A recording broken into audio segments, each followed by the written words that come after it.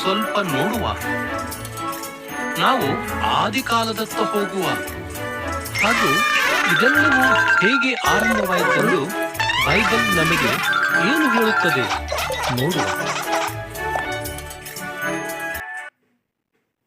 ಆದಿಯಲ್ಲಿ ದೇವರು ಆಕಾಶವನ್ನು ಮತ್ತು ಭೂಮಿಯನ್ನು ಉಂಟು ಮಾಡಿದನು.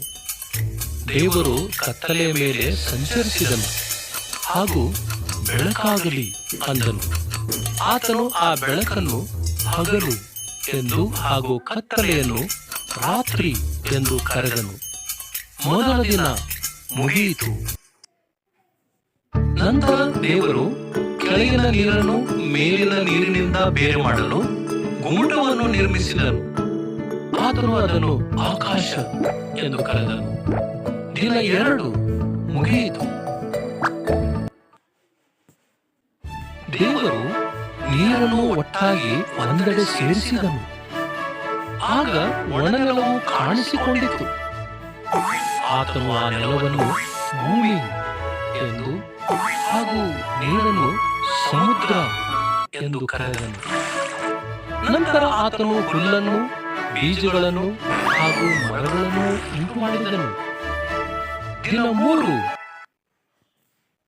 ನಂತರ ದೇವರು ಆಕಾಶದಲ್ಲಿ ಬೆಳಕನ್ನು ಉಂಟು ಮಾಡಿದನು. ಆತನು ಹಗಲಿಗೋಸ್ಕರ ಸೂರ್ಯನನ್ನು, ರಾತ್ರಿಗೋಸ್ಕರ ಚಂದ್ರ ಹಾಗೂ ನಕ್ಷತ್ರಗಳನ್ನು ಉಂಟು ಮಾಡಿದನು. ದಿನ 4 ಮುಗಿಯಿತು.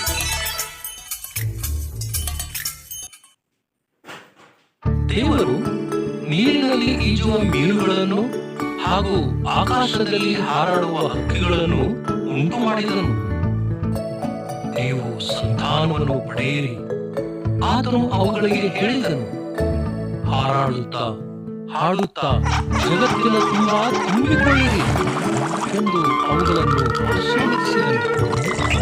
ದಿನ 5 ಮುಂದೆ ದೇವರು ಪ್ರಾಣಿಗಳನ್ನು ಉಂಟು ಮಾಡಿದನು. ಆತನು ಸಾಕು ಪ್ರಾಣಿಗಳನ್ನು, ಕಾಡು ಪ್ರಾಣಿಗಳನ್ನು ಹಾಗೂ ನೆಲದ ಮೇಲೆ ಹರಿದಾಡುವ ಪ್ರಾಣಿಗಳನ್ನು ಉಂಟು ಮಾಡಿದನು. ಇನ್ನೂ ಒಂದು ಸಂಗತಿ ಮಾಡುವುದಿದೆ, ದೇವರು ಹೇಳಿದನು. ಎಲ್ಲಕ್ಕಿಂತ ವಿಶೇಷವಾದ ಒಂದು ಸಂಗತಿ. ಹೀಗೆ ದೇವರು ತನ್ನ ಸ್ವರೂಪದಲ್ಲಿ ಸ್ತ್ರೀ ಪುರುಷರನ್ನು ಉಂಟು ಮಾಡಿದನು. ಅವರನ್ನು ಬಹು ಸಂತಾನವುಳ್ಳವರಾಗಿರಿ ಎಂದು ಆಶೀರ್ವದಿಸಿದನು. ಈ ಜಗತ್ತಿನ ಮೇಲೆ ಒಡೆತನ ಮಾಡಿರಿ. ಜಲಚರಗಳು, ಪಕ್ಷಿಗಳು ಹಾಗೂ ಪ್ರಾಣಿಗಳ ಬಗ್ಗೆ ಕಾಳಜಿಯುಳ್ಳವರಾಗಿರಿ. ದಿನ 6 ನಂತರ ದೇವರು ತಾನು ಮಾಡಿದ ಪ್ರತಿಯೊಂದನ್ನು ನೋಡಿದನು.